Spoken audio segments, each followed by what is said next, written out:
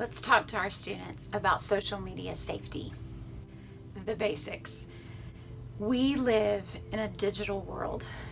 You would honestly have to go off grid and go live off the land somewhere to not be a part of this digital world. But it is very important that our students understand and are able to become healthy and valuable digital citizens.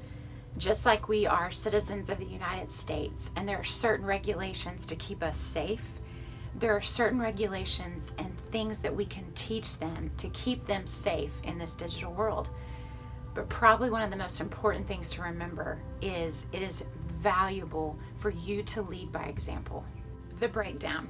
There are 4 areas of becoming a healthy digital citizen that we need to talk about with our students. The very first one is cyberbullying. This is something that is common. We know that it is happening. We hear about it a lot. In fact, when we are with students in the schools, they tell us we don't need to hear about that anymore. Parents and adults are always telling us about cyberbullying. But one time I had this idea, and I brought it to a group of 9th graders, and I said, do you think there's a chance that the reason adults continue to talk about cyberbullying with you is because you students aren't doing anything? So what are you as a parent doing about making sure your student isn't a part of the problem but can be a part of the solution? 2 helpful things to remember is to talk to your students about being a bystander, or maybe not being a bystander. We know that in a car wreck or in an accident of some other kind, a bystander is someone who simply sees what happens but doesn't necessarily do anything about it. That can be just as damaging to a bullying situation, a cyberbullying situation as well, as actually being the one who is being the bully. If we stand by and don't take care of those who are innocent, those who are being hurt, those who are being bullied, if we don't stand up for them, who says that this will ever end? Second thing you want to talk to your students about concerning cyberbullying is to think before they post. It's up to you as a parent to determine what kind of social media presence your student can have.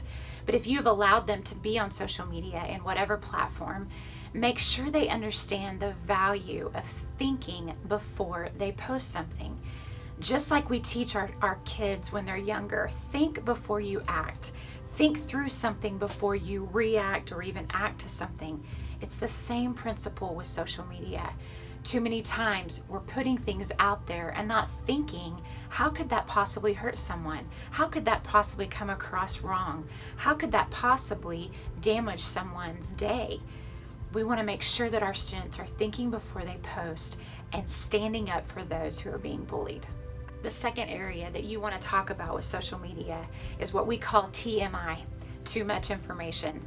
Because we are in a digital world, and because if you have a child that was born between 2000 to 2016 and beyond, they are in the only generation that has never known life without social media, without smartphones, and without the internet.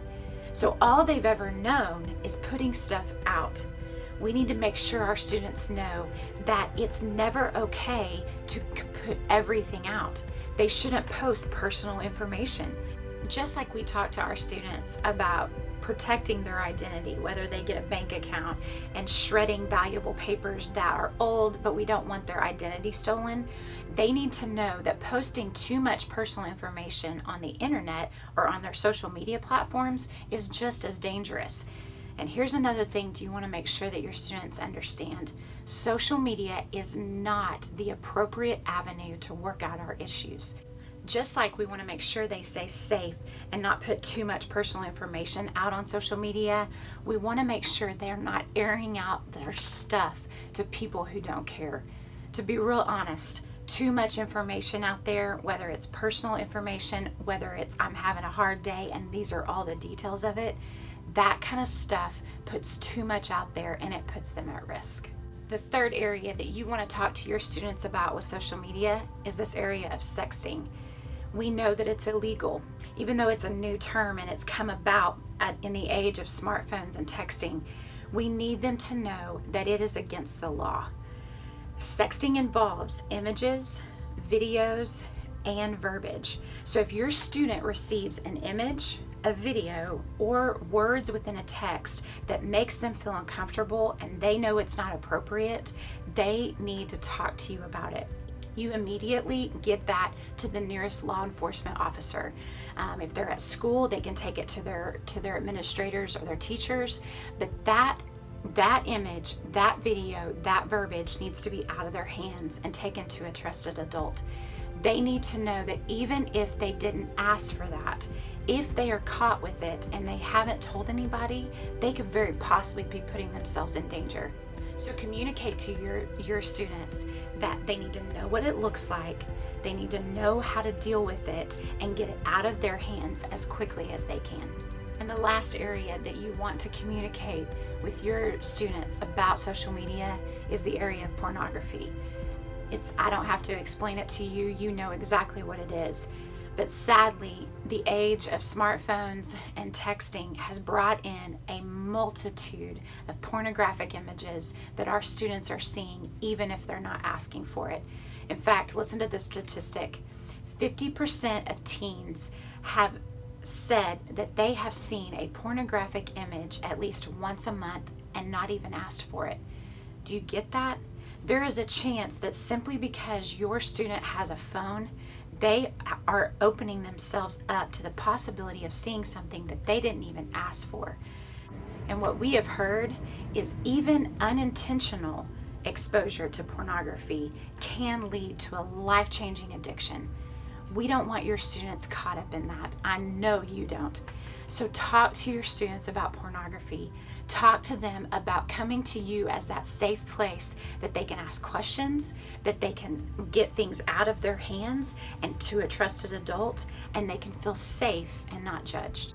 The bottom line, parents, it is vitally important that we lead by example. We can't expect our students to understand the enormous responsibility that comes with having a social media account if we aren't taking it seriously. So what kind of action do you need to take today to lead by example in a pure fashion? Also, be aware. Be aware of what's going on with your student, not just at the dinner table, but at night in their bedroom. Are they allowed to take their phone to their bedroom? And again, that is your call to not. But if they are, check it. Be aware of what's going on with them so that you can have that communication that's healthy. And the last thing is what we say in every video, communicate with your student. Again, they want to hear your words.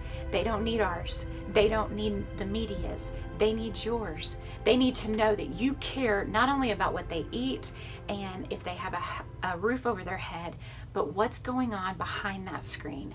So talk to them about it. We hope that this video was helpful for you.